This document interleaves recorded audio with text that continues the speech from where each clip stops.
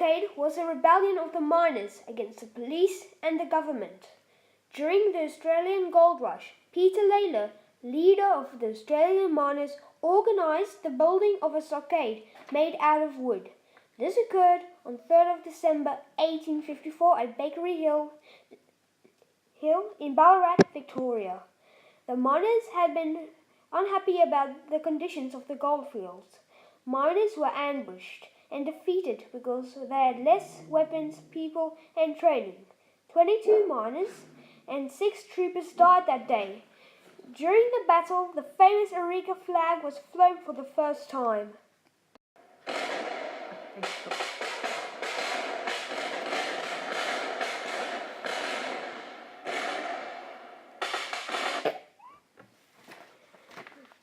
The Eureka Stockade was a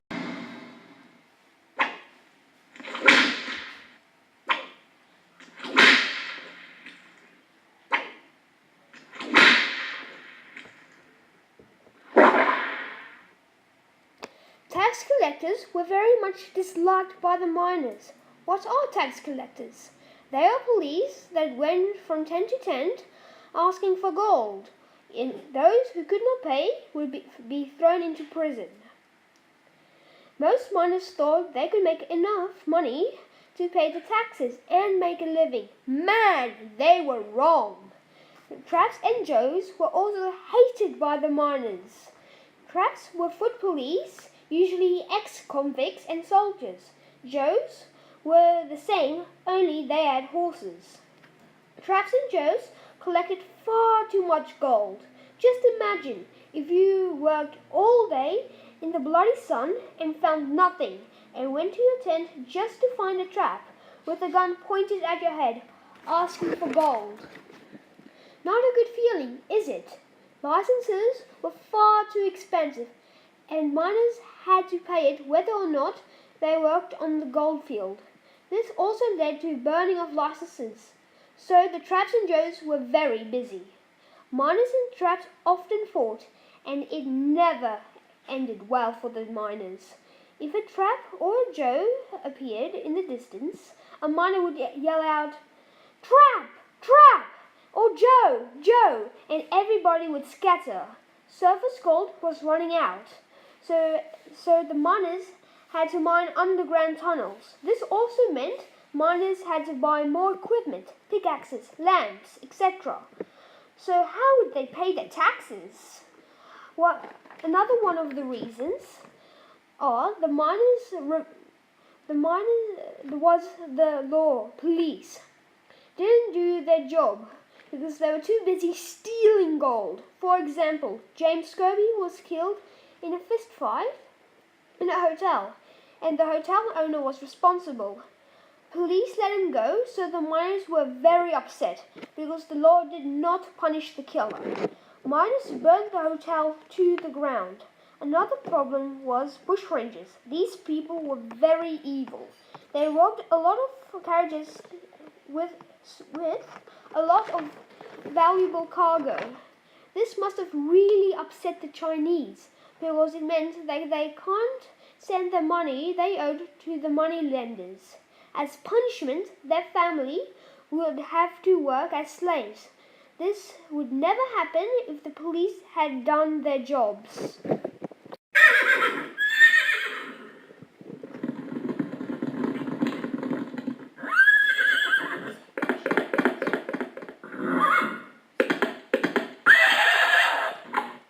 These are the sounds of the bushrangers running away from their stealing area.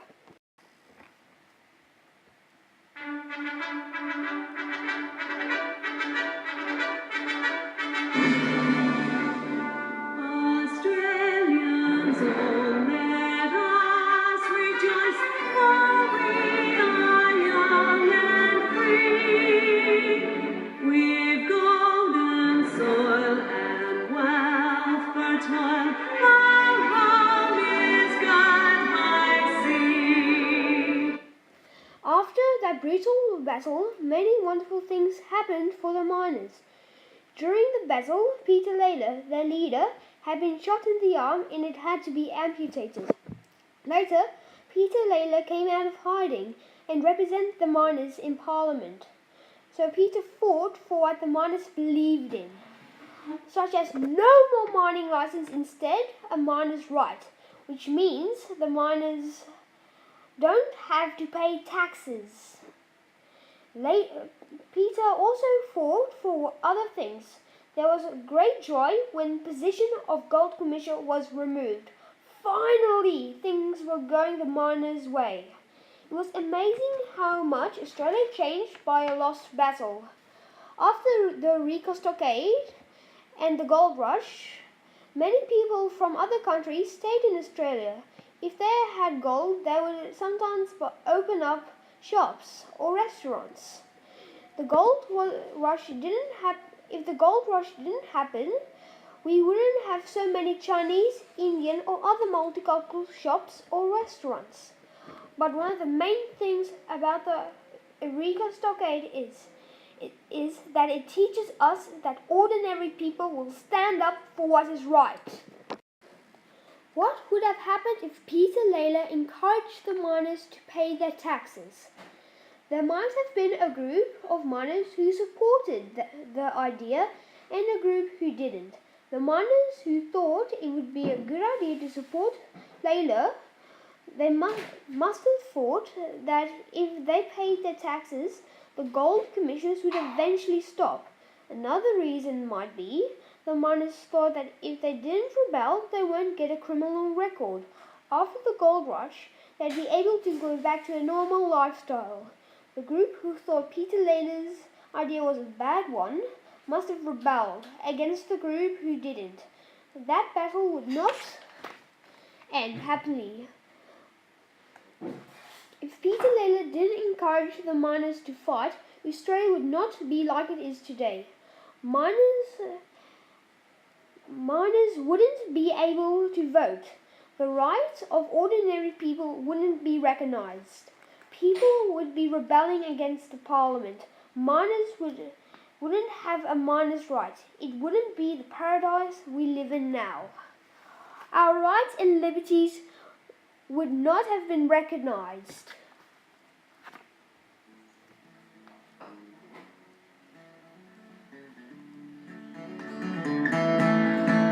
From every corner of the world, they came from all around. When in 1851 they struck gold upon the ground. Every voyage was a long one, months upon the stormy sea.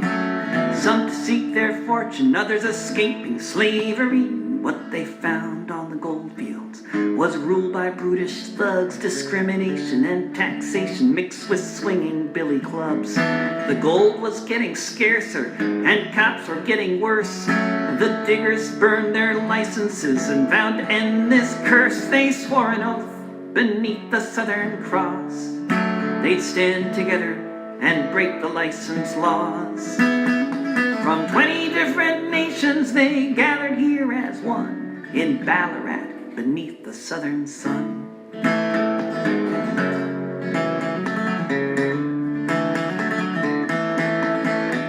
The crown tried to divide them, giving preference to some. The diggers wouldn't have it, they said it's all of us or none. They built a stockade while the redcoats massed nearby, and they heard the miners shouting, "We're ready now to die." The rebel miners waited for whatever lay in store, and on one December morning in 1854 the redcoats attacked the camp. Dozens there would fall amongst these brave gold diggers who'd risen to the call. They swore an oath beneath the Southern Cross. They'd stand together and break the license laws. From 20 different nations they gathered here as one in Ballarat beneath the southern sun.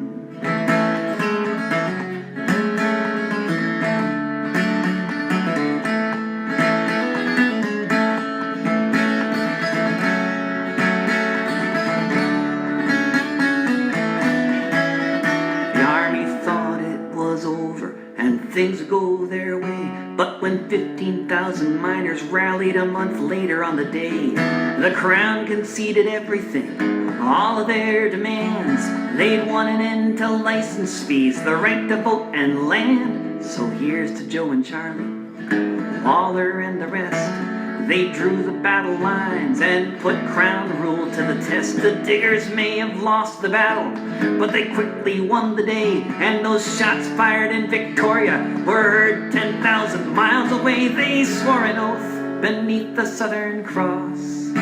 They'd stand together and break the license laws. From 20 different nations they gathered here as one in Ballarat beneath the southern sun.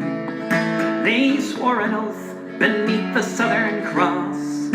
They'd stand together and break the license laws. From 20 different nations they gathered here as one in Ballarat beneath the southern sun.